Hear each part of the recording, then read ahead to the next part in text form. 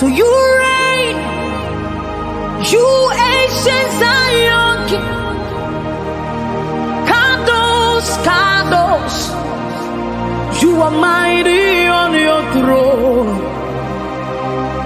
You reign, you ancient Zion King. Bonjour chers frères et sœurs en Christ, c'est véritablement une joie pour moi de partager la parole de Dieu encore avec vous ce matin. Je vous salue en vos rangs, grades et qualités. Que l'Éternel vous bénisse à vos allées, à vos services, à vos retours, et qu'il bénisse vos enfants, il les protège contre toutes les attaques de l'ennemi, contre toute violence perpétrée par l'ennemi, et que la grâce de Dieu soit en vous et sur vous. Je voudrais vous dire que la priorité des priorités, c'est Jésus-Christ de Nazareth, c'est d'adorer Dieu. Tout le reste ne peut nous amener qu'à des déceptions.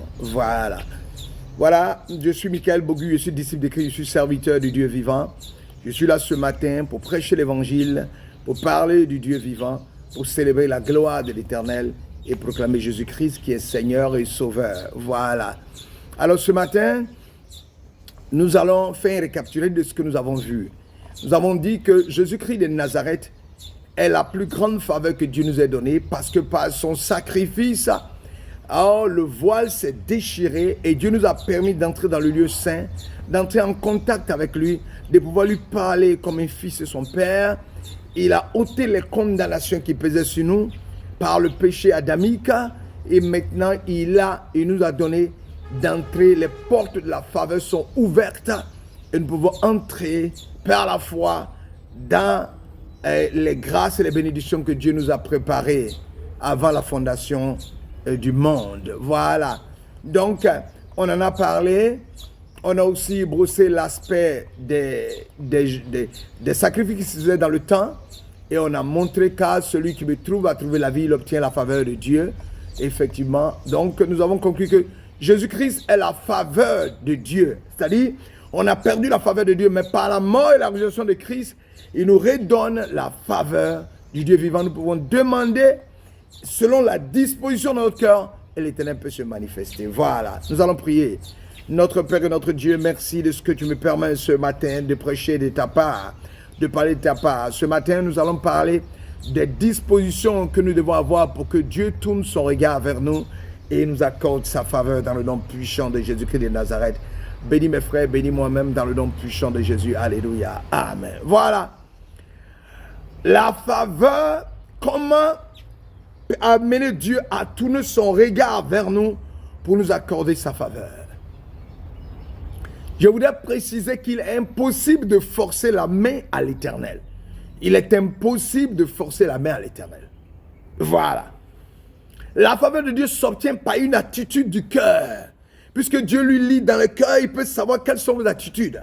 Si vous vous sanctifiez, vous n'aimez pas le péché, vous abandonnez le péché, vous êtes dans la contrition quand vous avez péché, vous allez rapidement vous demander pardon à l'Éternel. Vous marchez dans ses pas, vous respectez ses commandements. La Bible déclare dans Proverbe 12, 2, l'homme de bien obtient la faveur de l'Éternel, mais l'Éternel condamne celui qui est plein de malice. Voilà. Si vous marchez dans les voies du Seigneur, vous êtes un homme de bien, vous aimez le bien, tout ce qui est bien est la raison pour laquelle vous militez. Tout ce qui est bien est dans vos actes, dans votre façon de faire, dans vos pensées. Dieu qui lit dans vos cœurs, c'est que vous êtes un homme de bien. Lorsque vous demandez quelque chose à l'Éternel, une bénédiction, une faveur, une grâce, l'Éternel vous donne. Donc, à partir d'aujourd'hui, que dans tes pensées ne tourne que ce qui est bien. Que dans ton cœur, il n'y a que des pensées bonnes à l'égard de ton frère, de ta soeur et de toi-même. Que tu ne passes pas ton temps à avoir des colères, des frustrations, des jalousies, de la méchanceté, de la malice dans ton cœur. Si tu l'as, tu ne peux pas entrer dans les faveurs de l'Éternel. C'est en étant un homme de bien, ayant un cœur qui veut le bien, et militant pour tout ce qui est bon, faisant le bien, marchant dans les voies du Seigneur, se sanctifiant, se purifiant, demandez à Dieu de venir te changer, transformer. Même s'il y a un péché dans ta vie, demandez à Dieu, Seigneur, donne-moi la force d'abandonner. Oh, donne-moi la force d'abandonner la jalousie, le mensonge, la duplicité, l'adultère, tout ce qui est négatif, tout ce qui souille l'âme et l'esprit. Si tu as décidé d'abandonner tout cela, Dieu voit que tu es un homme de bien. Et lorsque tu demandes quelque chose, l'Éternel tourne son regard et apporte une solution favorable à ta demande qui est sa faveur que tu donnes. Donc, élément numéro 1, la faveur de Dieu s'obtient par une attitude de bonté du cœur. La Bible dit que c'est de la bonté qui est pleine dans le cœur que la bouche parle. Voilà. C'est quand il y a la bonté dans ton cœur, les paroles qui vont sortir de toi ne seront que des bonnes paroles. S'il y a de la méchanceté, il ne pourra rien sortir de toi. Voilà. La Bible dit que celui qui me trouve a trouvé la vie, il obtient la faveur de Dieu. Cela veut dire quoi? Dieu cherche des personnes qui le cherchent. Ceux qui le cherchent, qui jeûnent, qui prient, qui cherchent la face de l'Éternel, qui sont en contact avec sa parole, qui la lisent, qui sont à la recherche de l'Éternel. Ceux qui veulent avoir la faveur de Dieu, il faut que tu sois un homme qui cherche l'Éternel. Parce qu'il dit, si vous me cherchez, vous me trouverez. Car je me laisse découvrir par celui qui me cherche. Donc pour obtenir la faveur de Dieu, pour que Dieu tourne son regard vers toi, il faut que tu puisses chercher Dieu. Cherche-le et trouve-le dans sa parole. Lis sa parole, fais un avec lui. C'est pour ça Proverbe 8, 35 dit, car celui qui m'a trouvé a trouvé la vie, il obtient la faveur de Dieu. Oh oui, effectivement, c'est ça. Donc tu cherches la face de Dieu. Lorsque tu adores l'Éternel des armées et que tu marches dans l'intégrité, tu ne cherches pas à te souiller, tu ne cherches pas à te corrompre, tu fais attention aux hommes qui t'approchent. D'une malintention, tu t'en échappes.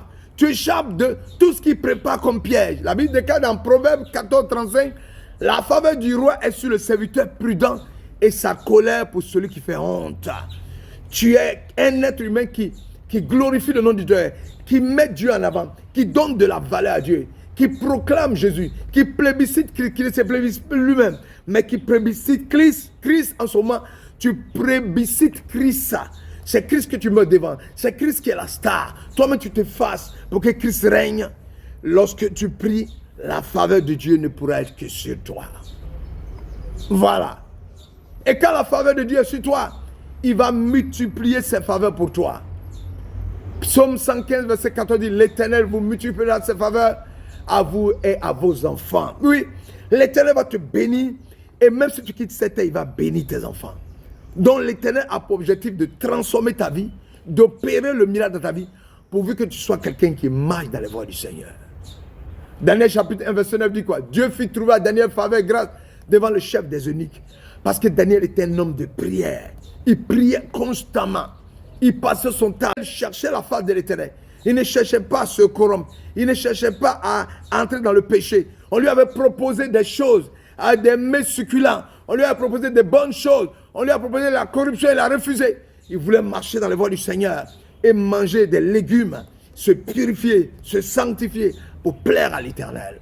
Ce matin, l'Éternel veut te dire que si tu cherches à te sanctifier, tu cherches à marcher dans ses pas, il est capable de faire de grandes choses. Depuis la création de l'homme, Dieu a toujours favorisé ou béni ceux ou celles qui obéissent à ses commandements. Ouvrons la Sainte Bible et nous lisons. Et Abel, de son côté, en fut une des premiers-nés de son troupeau et de la graisse. L'Éternel portait un regard favorable sur Abel, sur son offrande. Genèse 4:4. Ça veut dire quoi? L'Éternel a porté un regard favorable parce que il a fait quoi? Il a fait quelque chose d'exceptionnel. Il a donné quelque chose qui a coûté. Il a fait couler le sang. Sans l'effusion du sang, il n'y a pas de pardon. Il a donné quelque chose qui lui coûtait cher. Je voudrais te dire, donne le meilleur de toi-même à l'Éternel. Mets-toi à l'œuvre du Seigneur. Proclame la gloire de l'Éternel. Fais l'œuvre de Dieu. Travaille de mieux en mieux pour l'œuvre de Dieu. Jusqu'à ce que tu tombes malade. Fais-le. Et l'Éternel, voyant que tu te bats pour lui, sa faveur sera sur toi. Voilà, aujourd'hui, nous avons défini. Premièrement, tu fais l'œuvre de Dieu. La faveur de Dieu sera sur toi. Tu lis la parole de Dieu. Tu la mets en pratique. Tu respectes les commandements de Dieu. Tu les mets en pratique. La faveur de Dieu sera sur toi. Oh, chaque jour, tu cherches à éviter le mal, tu évites la corruption, le péché. Tu marches dans la voie du Seigneur. La faveur de Dieu sera sur toi. Tu cherches la face de l'Éternel, il se laissera trouver. La faveur de Dieu sera sur toi et tes enfants. Que l'Éternel te bénisse, que sa grâce t'accompagne ce matin. Que la puissance de Dieu soit sur toi. Ah oui, Dieu est capable de faire de grandes choses. La Bible dit que l'Éternel a porté un regard favorable sur... Il a eu du respect pour Abel. Nous désirons tous nous attirer le respect des autres, notre mari, nos enfants, nos amis et nos entourages. Ce que nous devons faire, c'est respecter les autres. Sentez qu'on vous respecte en tant que personne, en tant qu'épouse, en tant qu'ami. Il faut chercher à respecter les autres. Marcher dans les voies du Seigneur. La Bible déclare qu'Enoch marcha avec Dieu, puis il ne fut plus parce que Dieu le prie. Et Genèse 5, 24 dit, c'est par la foi qu'Enoch fut enlevé, pour qu'il ne vit point la mort, qu'il ne parut plus parce que Dieu l'avait enlevé. Car avant son enlèvement, il avait reçu le témoignage qu'il était favorable à Dieu. Hébreux 11, 5.